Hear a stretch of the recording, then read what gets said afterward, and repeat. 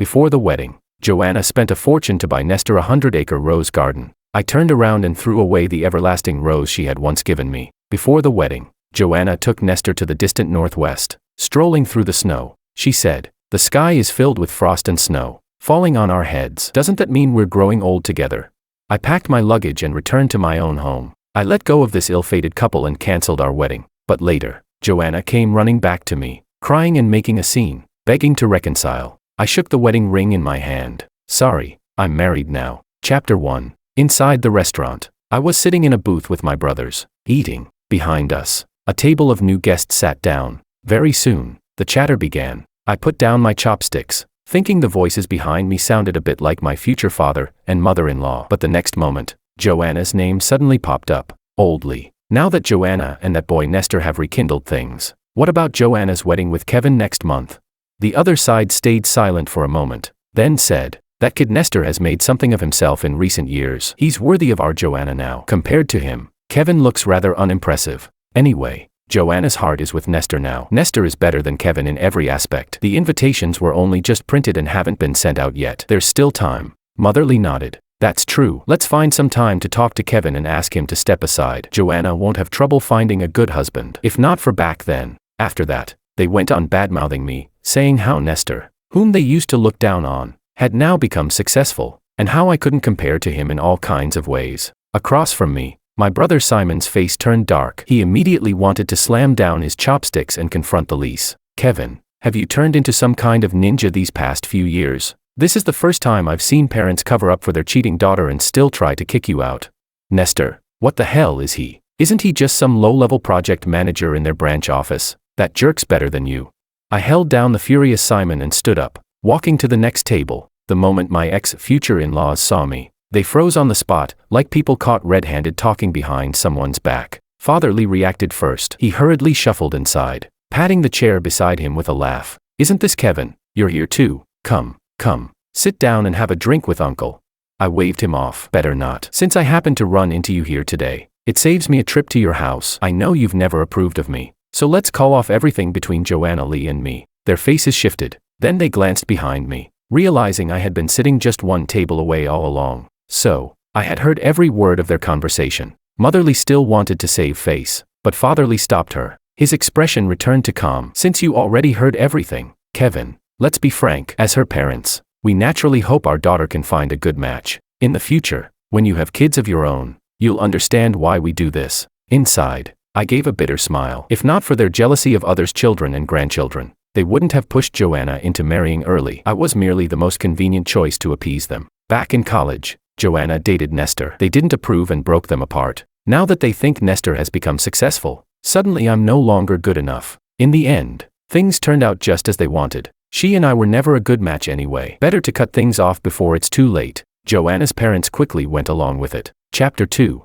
I didn't go out drinking with Simon. He was here on a business trip, and I still had work tomorrow. When I dropped him off at the hotel, Simon reminded me again and again, "Kevin, before I came, I was still wondering how to bring this up to you, but now, I've got nothing to hold back anymore. These past years, for that woman Joanna, you haven't even gone back home to Kyoto. You don't hang out with us brothers. No gaming, no fishing, barely any talking. All that's left are the holiday group texts you send. That's fine. We grew up together after all. But this time, I hope you really think it through. If you're feeling down, just call me. I'll drink with you." I saw Simon off with a smile. Honestly, I didn't need alcohol to numb myself. Or rather, that stage had long since passed. It had always been just me, stubbornly wanting to marry Joanna. Again and again, reality was laid out before me. I was truly exhausted. Over the past year or more, because of Nestor, Joanna and I had countless arguments, all of which ended unresolved. I couldn't stop Joanna from walking toward Nestor, so why cling on any longer? Letting them be was also freeing myself. Back home, after washing up, I went to sleep in the guest room. Ever since Nestor joined the company, getting 3 rapid promotions in a single month until he became Joanna's deputy, she started sleeping in a separate room. Her reason was that during the company's rising period, with the group's attention on her, she had to work harder. But clearly, her hard work wasn't for the company, it was all invested in Nestor. So she was busy, so our schedules no longer matched. So even though we lived together, outside of work we sometimes wouldn't even cross paths at home. No one in the entire company knew that Joanna, the vice president, and I, a manager, were in a relationship, just as they didn't know this branch company actually belonged to my family. Funny, isn't it? My family disapproved of Joanna and me, but they didn't interfere too much either. I had an agreement with them. As long as Joanna and I worked hard and proved our abilities, they would approve of our marriage. But over the past year, the feedback from home was that the branch's performance had not met expectations. In other words, Joanna's capabilities hadn't lived up to my family's standards. That period was hard for me. I discussed company growth with Joanna a lot, and eventually we closed a few deals. I should have been promoted, but Joanna claimed that since I was an old employee, giving me the spot would crush the new hire's hopes. So she handed the promotion that should have been mine to Nestor. Thus, Nestor became the director, while I remained just a manager. I should have realized it then. Love or the lack of it is obvious. Something you can see clearly. If I had even the slightest place in Joanna's heart, she would never have let a newcomer, less than a month into the company, leapfrog 3 levels to sit in the director's chair. Chapter 3. In the middle of the night, the door to the guest room opened, and a wave of cold air rushed in, jolting me awake instantly. With a snap, the overhead light was turned on. I shielded my eyes, struggling out of the warm covers and sitting up. She handed me a box and gestured for me to open it. I opened it and found a Hermes billiard cue inside. In the past, I would have been overjoyed. After all, I loved playing pool. But later, Joanna said she didn't like me playing billiards, thought I was wasting my time, so I stopped touching the cue. Now she was giving me a cue stick. If I hadn't already seen in Nestor's social media moments that she bought him a Hermes bag along with matching accessories, I might have believed her nonsense again. For Nestor, it was a Hermes bag. For me, it was the matching item she had to buy in order to get the bag for him. I nodded, closed the box, and said softly, "Thanks." Maybe my expression was too calm. Joanna raised an eyebrow, her tone laced with displeasure. "That's all you've got to say?" I thought for a moment, then decided that since we were face to face, it was time to say what needed to be said. "There's something I want to talk to you about." Upon hearing that, Joanna gave a knew it look and immediately cut me off. "I don't want to hear it, and I don't want to argue with you. I'm not trying to argue. I just want to tell you, we're breaking up." She stared at me wide-eyed. 2 seconds later, a mocking smile tugged at her lips and she let out a cold laugh. "Heh, now I see why you were acting all distant just now. You were setting the stage for this. Kevin, what are you trying to pull again? Just because I was on a long business trip this time and too busy to answer your calls, you're threatening me with a breakup over that?" Was she really busy? Too busy to reply to my messages or pick up my calls, while she had time to take Nestor on trips, check in at tourist spots, and shop for luxury goods? I didn't bother to expose her flimsy excuse. My tone stayed even as I said, word by word, "I've thought this through carefully. We're just not right for each other. Let's not keep dragging this out." I thought that by saying this so clearly, Joanna would realize I wasn't joking, but she didn't care at all. "Quit putting on a show. First you want to get married, now you want to break up. Kevin, do you still think you're that college kid playing house? I don't want to hear this again, or I really won't marry you."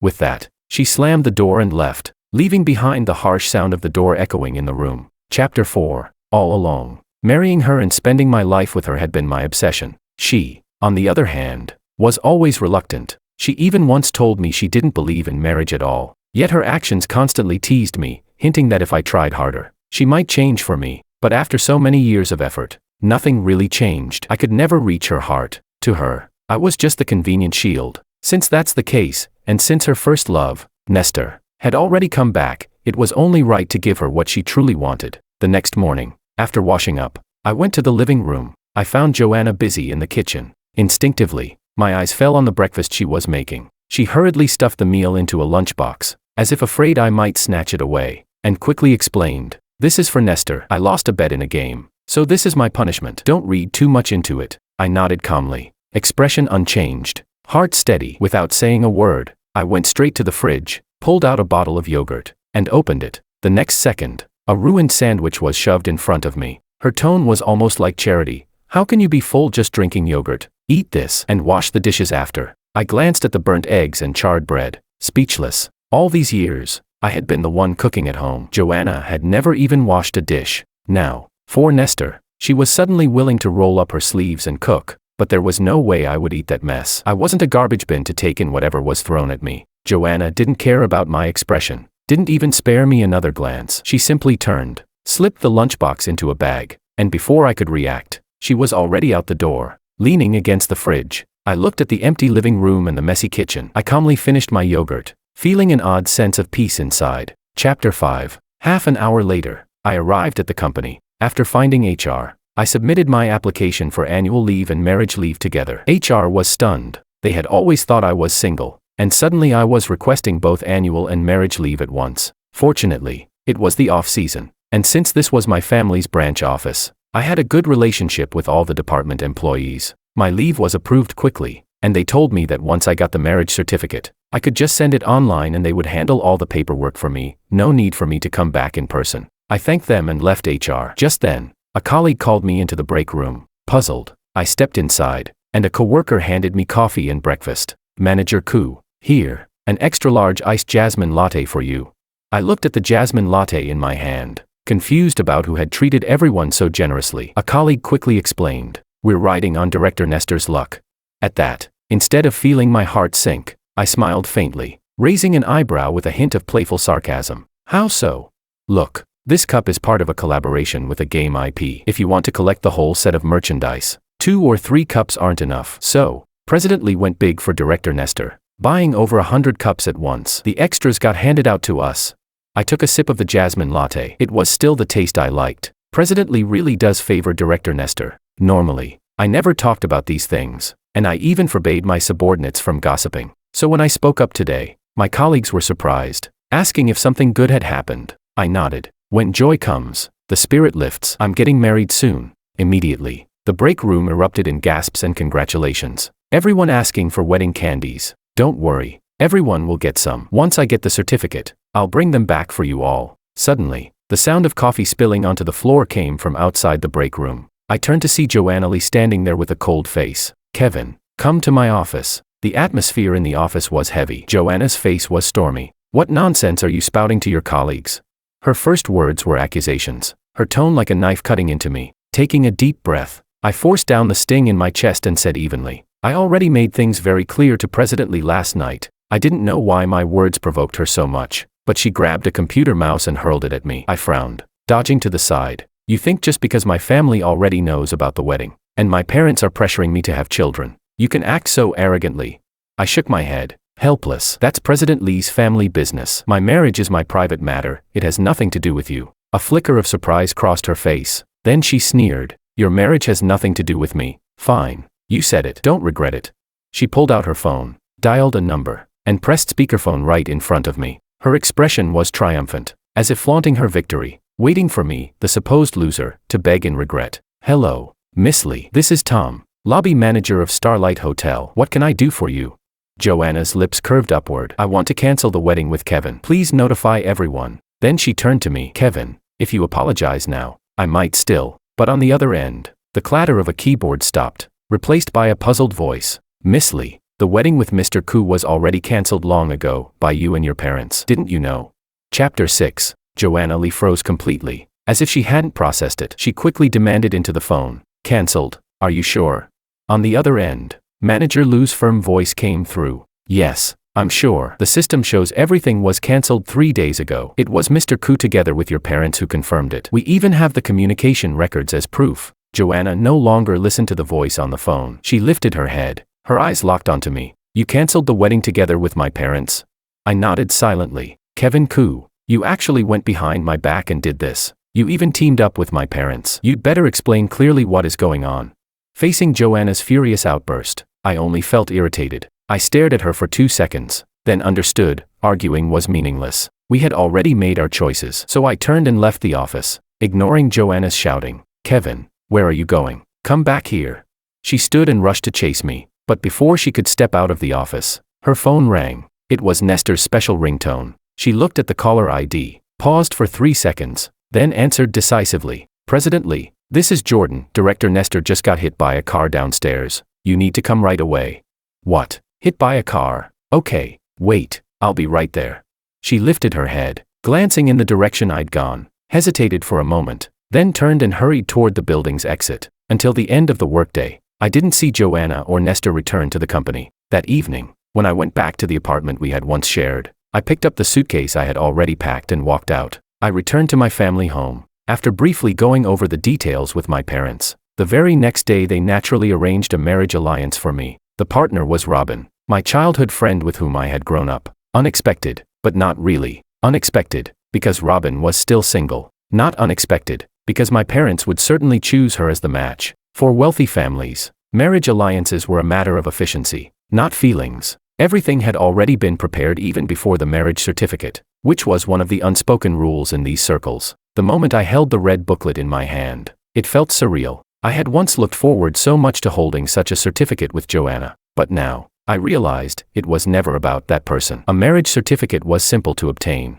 and Joanna was never the right one. I was grateful that even in arranging a marriage alliance, my parents had carefully chosen a partner for me. We had grown up together, knew each other's roots and character. In business, we could support each other, and in life, Robin and I got along easily. Reuniting with her, and holding that certificate, my mother immediately kicked us out of the house under the excuse of cultivating feelings. Over those 3 days, I thought a lot. In the end, I decided I wanted to hold a grand wedding with Robin. Not for anything else, but because she was my wife, and she deserved it. When I shared this idea with my parents, they were deeply comforted, sighing with relief that I had let go of the past and embraced a new future. But a new issue arose. With two powerful families joining hands, it was impossible for the wedding to be just a casual family banquet. This wedding would not only be a celebration, but also carry significant business weight for both families. After long discussions between us, we finally decided to hold the grand wedding 3 months later. That timeline was the best and fastest outcome we could achieve together. Chapter 7.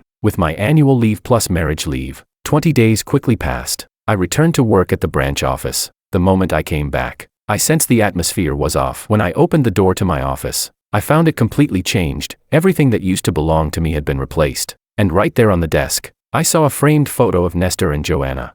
I couldn't help but let out a cold laugh. Take a short leave, and suddenly my office is gone, without anyone even notifying me. Ridiculous. I pulled aside a colleague at the door to ask, "Zach, what's going on here?" Zach scratched his head, looking puzzled. "Manager coup. Oh wait, Kevin, you really don't know." He glanced around, noticing that not all the employees had arrived yet, only a few from my own team. Lowering his voice, he said, "Kevin, you were fired." "You really didn't know?" "Fired? How come I don't know about it?" At my question, Zach and a few others exchanged looks. "Kevin, did you offend President Lee somehow? She's the one who fired you." "Then your office got handed over to Director Nestor," one of the team members explained quietly. I almost laughed in anger. They gave my office to Nestor? That didn't even make sense. He was a director, already one rank above me as a manager. He used to sit in Joanna's office at a special desk, and now he was taking mine. And if I had really been fired, how was it that I didn't even know? Just then, Joanna and Nestor happened to arrive at the company. Joanna walked right past me without even a glance, until I called out to her, "President Lee, what's the meaning of this? I take a marriage leave, come back, and my office is gone. As the person in charge, don't you owe me a reasonable explanation?" She stopped, gave me a brief glance, then said, "Come to my office." Inside her office, Joanna sat down in her chair, and I noticed her haggard face. Even with makeup, she couldn't hide the exhaustion. It stood in stark contrast to my own energetic appearance. The way she looked at me now carried emotions I couldn't quite read. I wondered, had the new president my father parachuted in from headquarters been giving her trouble? Most likely. Joanna had always been the vice president of this branch, while the president's seat was technically reserved for me by my father. After all, this branch was insignificant compared to headquarters, so a vice president was more than enough. The plan was for Joanna and me to grow the branch together. Then after marriage, we'd both transfer back to headquarters. But now, things had changed. My father had directly assigned Amias, a long-time trusted aide of his, to come manage the branch as president, stripping Joanna of her power. As for me, once I wrapped up a few projects, it would be about time for the wedding, and afterward, I'd be moved to headquarters to join the board of directors. It seemed the new president was indeed efficient, cleaning up the branch swiftly and decisively. Of course, Amias had worked with my father for years. Straightening out the branch was nothing for him. As I stood there silently, lost in thought, Joanna grew furious, her eyes even turning red. "Why did you block my calls? Do you know how hard I've been trying to find you?" Even with reddened eyes, her voice carried only blame and anger, as if she was mad enough to cry, not sad enough to weep. I honestly couldn't understand where her anger was coming from. I spread my hands. "President Lee, we've already broken up. Keeping a former partner's contact info isn't appropriate. Besides, I applied for annual leave and marriage leave. Surely you wouldn't expect me to work overtime on my wedding days. Our company has never had such a precedent. Why don't you explain first why I was fired?" Joanna suddenly stormed up to me, her eyes burning with fury so intense it almost felt tangible. "Annual leave and marriage leave, disappearing on purpose, wasn't it all just to force me into marrying you? Fine. I'll agree. I shook my head. I don't understand what presidently means. I applied for marriage leave, and by regulation, marriage leave requires a marriage certificate. You should have seen my certificate by now because I got married. You fired me in the company's name. As soon as I finished, something I said ignited her anger again. She raised her hand to slap me, but I quickly caught her wrist. We'd already broken up. Why should I take that slap? I shoved her hand away, and Joanna stumbled back a few steps, staring at me in disbelief. You pushed me. No, just self-defense. Presidently suddenly tried to slap me. Any normal person would block it. She let out a cold laugh, glaring at me. Hey, Kevin, don't you think you've gone too far this time? I already agreed to marry you. What more do you want? Is presidently incapable of understanding plain words? I'm married. When I applied for marriage leave, I already sent HR a copy of my marriage certificate.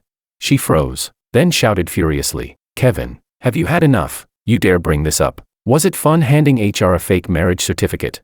By now, I was utterly fed up. She still hadn't given me a legitimate reason why I'd been fired. You're overthinking it. I'm already married. I pulled out the marriage certificate I always carried with me and placed it before her. During my leave, I had even shown it off to Robin's friends, posting pictures along with the certificate, purely to flaunt it. I hadn't expected it to come in handy at a time like this. Joanna stared at the certificate in my hand. Then her eyes locked on my wedding ring. For a brief moment, her expression faltered, but then her gaze turned hostile. Hey, as if, Kevin, you really went all out with this act, didn't you? Not just a fake certificate, but you even wear a ring. Looking at her now, I felt only disgust. I remembered the times we had fought before, how she never trusted me, how I had argued with her until I looked pathetic. I didn't want to argue anymore. I turned and walked out of the office. Joanna rushed out after me, grabbing my arm, trying to drag me back in to continue the fight. If not for being in the public office area, I would have shaken her off completely. Just then, President Amias walked over, frowning, and barked loudly. What are you two doing? Presidently, why are you tugging at the young Maestro Ku during work hours? Amias was someone my father had personally promoted. He knew everything about the branch company, as well as about Joanna and me. He also knew my father's plans for me. Since there hadn't yet been an official order for me to return to the board, Amias still addressed me the same way as before, young Master Ku. At those words, Joanna froze. President Amias, what did you just call Kevin? Young Master Ku. Amias ignored her and turned to me instead. I adjusted my sleeve. After all, Joanna had fired me for no reason. So of course I would bring this up to Amias, my father's trusted man. It's been a while. Amias, oh, excuse me, President now. Lee fired me out of nowhere. I was just thinking of packing up and heading back to headquarters. But then she wouldn't let me leave, nor give me a reason for the dismissal. Now that you're here, Amias, maybe you can ask her for me. The moment he heard that, Amias's eyelid twitched. Originally, the plan was that during this period I'd work alongside him. The projects in my hands were all valuable ones, and once I moved back to headquarters, he'd be the one to take them over. These projects were crucial for him to establish his footing in the company. Because of my wedding, he had only congratulated me and hadn't disturbed me since, so he had no idea Joanna had fired me. President Lee, what's going on here? Why did you fire young Master Ku? Instead of answering Joanna's question, Amias directly questioned her. In terms of rank, even though he had parachuted in, his authority as president was greater than hers as vice president. Kevin used a fake marriage certificate to trick HR into giving him marriage leave. That's why I fired him. Is there a problem with that? The words stunned even Amias for a moment, as if his worldview had just been shattered. Around us, a few colleagues began whispering. Fake? No way. Manager Ku told us about it before going on leave. Yeah. Even the head of our client company mentioned it last week. They said Kevin's wedding candies were ordered through them. Huge order. They even told us to cooperate more. That's right. The deal went so smoothly that day. They even asked us to pass along congratulations to Kevin. Hearing their murmurs, Joanna's face turned pale, then flushed, then pale again. She turned to stare at me, eyes filled with disbelief. Amias rubbed his temples, then actually chuckled in exasperation. He gave Joanna a look as if she were a fool, then tossed the same look at me, almost as if to say, "This is your ex?" President Lee, young Master Ku is indeed married. That's a fact. The wedding is scheduled for 3 months from now. Since this is just a branch office, it's impossible for such matters to be announced to everyone immediately. Then he turned to the other employees. Everyone, rest assured, after his wedding, young Master Ku will still remain at the branch for a while before returning to the board. The wedding candies are already being prepared. Every single employee under Huayao Group will get some. You won't be left out. At those words, it all clicked for everyone. If his marriage meant candies for all employees of the entire group, then clearly, I wasn't just some ordinary manager. Especially the teammates who had always followed me, their eyes were practically glowing. Only Joanna and Nestor wore troubled expressions. Joanna still clung to disbelief, but the tremor in her voice betrayed her panic. "Amias, is Kevin really married?" Irritated, Amias snapped. "Of course it's true. Young Master Ku's wife is Miss Robin, the eldest daughter of the Jean family. Do you think that could be faked, President Lee? Don't tell me you accused him without even checking HR's records. Such a basic mistake makes me seriously question your work ethic and efficiency. All right, enough of this circus first thing in the morning, everyone. Back to work. As for young Master Ku's office, he'll use mine for now. Zach, call logistics and have Ku's original office cleaned out and redecorated. As for whoever's sitting in there now, return to your original workstation." Chapter 8. Soon, I heard the sounds of logistics clearing out the office next door. For the time being, I shared an office with Amias. The office was spacious, big enough to fit another 20 desks if needed. We talked a lot, going over ongoing projects and client resources. After work, just as I stepped out of the office, I ran into several female colleagues from my former team. They all grinned mischievously at me, leaving me puzzled. "Manager Ku, your wife came to pick you up from work." They deliberately stretched their words in a teasing tone, following their gazes. I saw my newlywed wife Robin. She was dressed in Chanel's latest season dress, her long hair casually draped over her shoulders. Beneath her delicately arched brows were a pair of bright, starry eyes. Her fair, flawless skin carried a faint rosy glow. Her lips, small and naturally red without makeup, looked soft and fresh. With her signature oval face, she smiled faintly at me, dimples flickering at her cheeks. She was stunning. I quickly walked over, took the matching Chanel bag from her hands, and held her hand. "Why'd you come so early?" I wasn't off work yet. Looping her arm through mine, she said sweetly, her tone coquettish, "Because I missed my husband, so I came early to pick him up." After saying that, she tiptoed up to kiss me on the cheek. Around us, colleagues who were still tidying up let out a chorus of teasing sounds, hastening their cleanup. One by one, they packed up and left the office, but not without calling out, "Goodbye, sister-in-law. Kevin, hurry up, I can't wait for your wedding candies." Time to scram, Kevin's wife is here. Even working overtime feels easier now. Laughing and joking, they all left the company in a rush. The office instantly grew quiet. I pinched Robin's cheek and started to lead her into my office, only to turn and see Joanna standing at her own office door, face dark, with Nestor by her side. The four of us locked eyes. All I could feel was the heavy resentment radiating from Joanna and Nestor. Joanna's reaction I could understand. After all, because of my marriage, Amias had used the chance to scold her publicly that morning, humiliating her in front of the entire staff. But Nestor, what was with that expression on his face? Shouldn't he be looking at me with the pride of a victor? After all, I had already married Robin, which meant I was completely out of Joanna's life. He and Joanna could finally be together without any obstacles. Ignoring their inexplicable glares, I pulled Robin into my arms protectively and led her toward my office. As we passed by Joanna, she suddenly stretched out a hand to block me. My expression hardened. Privately, I couldn't understand what kind of stunt she was pulling. Professionally, it was after work hours. "Manager Ku, bringing outsiders into the company, isn't that inappropriate?" The moment she spoke, it was exactly the kind of nonsense I didn't want to hear. I shot back without courtesy. "President Lee, what do you mean, outsider? Robin is my wife. She is not an outsider." I didn't know which of my words set Joanna off again. She suddenly lunged forward, reaching for Robin's hair, shouting angrily, "Why isn't she an outsider? She's a homewrecker, a mistress. She seduced my boyfriend. Get out of here. How dare you steal my boyfriend?" Seeing this, I immediately grabbed Joanna's hand and shoved her back, then quickly turned to check on Robin. "Robin, she didn't touch you, did she? Are you hurt? Scared?" Joanna sat on the floor, staring up at me in disbelief. "Kevin, you pushed me, for this woman."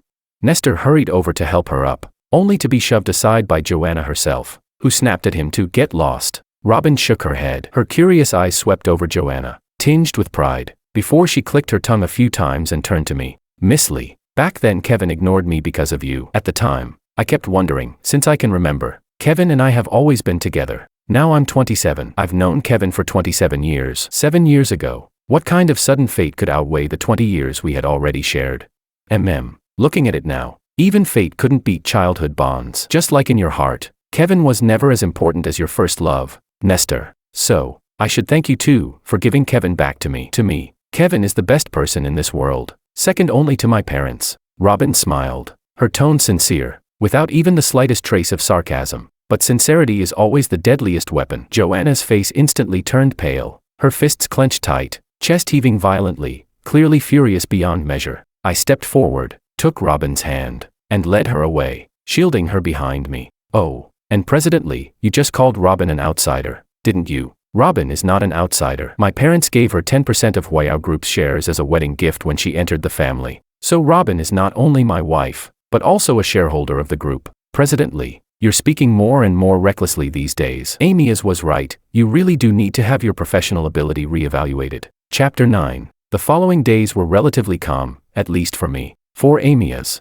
though, things were hectic. As the saying goes, a new official lights 3 fires, and he was blazing ahead. Thanks to my marriage, Joanna had handed him 2 mistakes in quick succession, both of which delighted him to no end. Before he came, he had worried that because of my past with Joanna, even though I had made it clear we were over, I might go soft on her. That would have put him in an awkward position, stuck in the middle. But in the end, none of his worries came true. Instead, in the process of stripping Joanna of her authority, she kept stabbing herself in the foot again and again. Nothing beats an opponent sabotaging themselves. Amias filed a report to headquarters, citing Joanna's reckless firing of employees without cause. Now, dissatisfaction with Joanna among the higher-ups had reached its peak. Never mind that the employee she fired was me. What mattered was that someone who had applied for leave properly came back only to be dismissed without explanation, without investigation. That kind of behavior alone cost her much of her credibility in the company. It didn't help that no one in the company had known about my past with her. But after the scene she caused that day,